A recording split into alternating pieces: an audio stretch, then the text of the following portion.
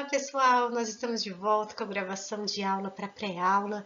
Nós vamos começar nosso segundo bimestre, mas antes nós vamos relembrar um pouquinho o que nós vimos lá no primeiro bimestre. Vamos lá? Nós estamos estudando cinética química, vocês lembram, né? Nós vimos que nós vamos estudar três grandes áreas da cinética química: a velocidade da reação, os fatores que influenciam essa velocidade e os mecanismos de reação. O que nós já estudamos? Nós estudamos a velocidade da reação, que ela pode ser uma velocidade média, onde a gente vai considerar a variação da concentração entre dois pontos. E nós vimos também a velocidade instantânea, que é aquela que a gente vai determinar num ponto específico que a gente acha pela tangente do gráfico de concentração por tempo.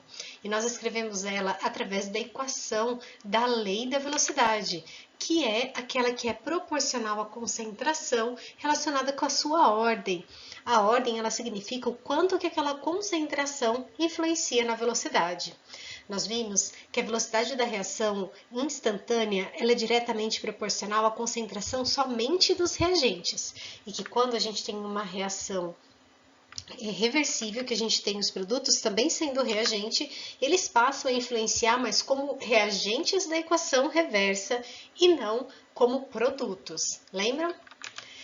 Depois nós estudamos alguns tipos de reação. Nós vimos a reação elementar, que é aquela que a ordem da reação é igual aos coeficientes estequiométricos, e vimos a reação não elementar, que é quando a ordem da reação não é igual ao coeficiente estequiométrico. E nós vimos alguns meios de determinar essa ordem. Um deles foi através do método das velocidades iniciais, e o outro foi através do mecanismo de reação, vocês lembram? Nós vimos também as reações simples e complexas para a gente poder trabalhar esse mecanismo de reação. Depois nós vimos alguns fatores que influenciam essa velocidade da reação. O primeiro deles foi a concentração, que a gente viu que ela é diretamente proporcional quando a gente tem a ordem positiva. E quando a gente tem a ordem negativa, ela é inversamente proporcional. Nós vimos também a influência da temperatura na nossa velocidade. E onde que ela estava mesmo? Estava dentro do K, que veio da equação de Arrhenius. Lembra disso? E agora, na aula de hoje, a gente vai estudar um terceiro fator que influencia na nossa velocidade de reação, que é a energia de ativação. Então, nós vamos continuar estudando um pouquinho sobre o mecanismo de reação e nós vamos entrar nessa parte da energia de ativação. Onde que a gente tem influência da energia de ativação? Quando a gente tem o catalisador. E é isso que a gente vai ver. Nós vamos relembrar já as etapas do mecanismo de reação. Quando a gente tem a etapa lenta como determinante da nossa velocidade e quando a gente tem várias etapas influenciando, que a gente precisa fazer aquela soma das etapas. Mas nós vamos rever, que eu sei que isso foi visto rapidinho no primeiro bimestre. Lembre-se que para isso a gente precisa considerar aquela condição de pseudo-equilíbrio, que é a velocidade global daquele elemento que a gente está trabalhando, daquela substância, igual a zero. Então, isso que a gente vai ver hoje, tá bom? Vamos relembrar o método de mecanismo de reação, onde a etapa determinante vai determinar a velocidade da nossa reação. Nós temos duas maneiras de fazer isso, o método simples e o método complexo. Vamos lembrar o método simples, como é que ele acontece. A primeira coisa que a gente precisa fazer é verificar se, a hora que a gente soma essas etapas, ela vai dar a nossa equação global, que é o nosso objetivo. Eu não vou desenhar tudo, vou desenhar somente dessa primeira aqui, mas o que a gente precisa analisar? A gente precisa cortar aquilo que repete dos dois lados, né? E aí a gente faz a nossa equação global. A nossa equação global são aqueles elementos químicos que são colocados como os reagentes e aquele que a gente obtém no final como nosso produto. Quando a gente tem o caso que a gente escreve a velocidade pela nossa etapa lenta e todos os componentes que fazem parte dessa escrita da velocidade fazem parte da equação global, o nosso trabalho acabou ali. Como que é isso? Essa daqui é a etapa lenta, essa daqui. Quem são os reagentes dessa equação? Essa daqui. A gente só tem a equação irreversível. Então, a gente vai escrever a velocidade da reação considerando apenas esses reagentes. Como que fica a nossa escrita da velocidade? K1, que é o nosso K aqui, olha, da etapa lenta, vezes a concentração dos reagentes daquela equação. Se a gente for observar, tanto o NO como o hidrogênio, eles fazem parte da nossa equação global. Então, acabou aí. Mas a gente pode ter como proposta de mecanismo de reação um outro tipo, como esse aqui. Então, nós temos aqui, olha,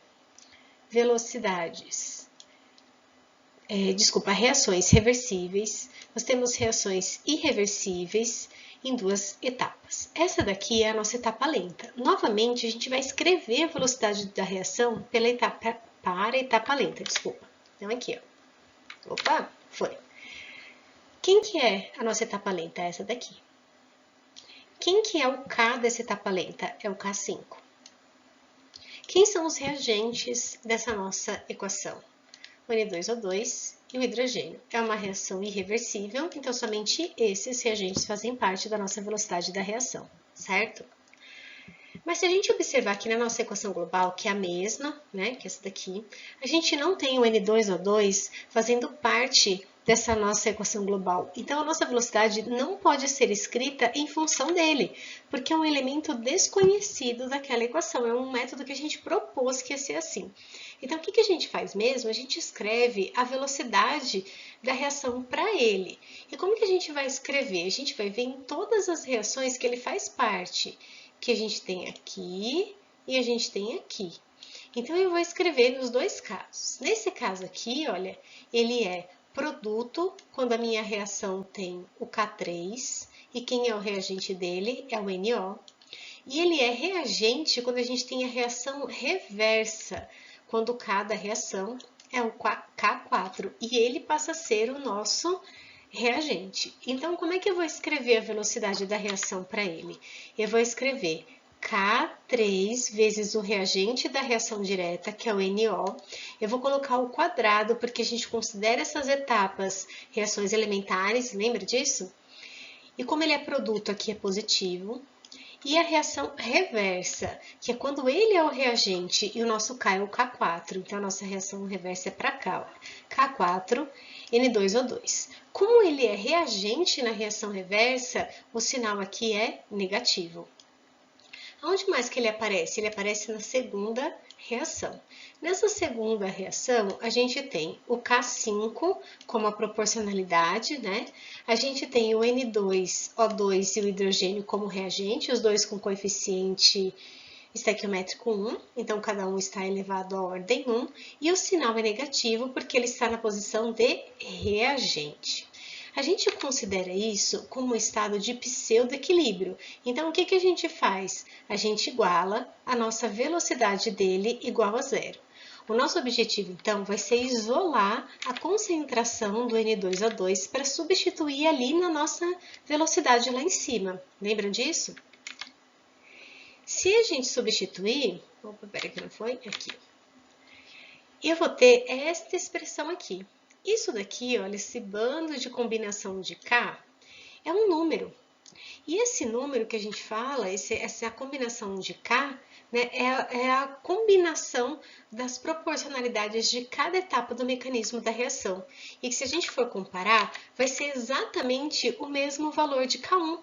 Por quê? Porque eles são métodos diferentes de escrever como que ocorre essa reação, mas no final precisa dar exatamente a mesma coisa. Então a gente chama muitas vezes esse K1 de K aparente, porque ele é a combinação de várias etapas que acontecem ali. E como que a gente sabe qual que é o mecanismo de reação que está certo? Olha, precisa de muito estudo da determinação da energia de ativação para ver aquela que é menor, a probabilidade de acontecer aquilo é um estudo muito grande. Bom, então isso foi o que a gente viu até agora. Eu vou parar o vídeo aqui e vou começar um outro vídeo para a gente começar um assunto novo, ok? Até já já!